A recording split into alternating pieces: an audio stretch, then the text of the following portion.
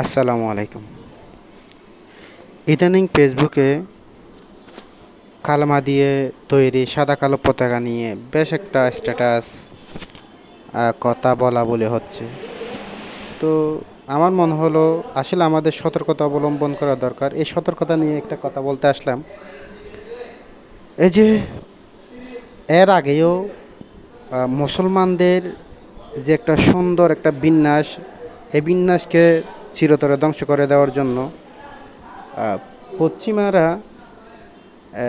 মুসলমানদের নামে একটা আইএস এই সিস্টেম একটা সংগঠন তৈরি করে। এদের দ্বারা তারা সন্ত্রাসী কর্মকাণ্ড চালিয়ে সারা বিশ্বের কাছে তাদেরকে জঙ্গি হিসেবে, হ্যাঁ, তারপরে সন্ত্রাস হিসেবে পরিচয় করিয়ে দিয়েছেন এবং তাদের মাধ্যমে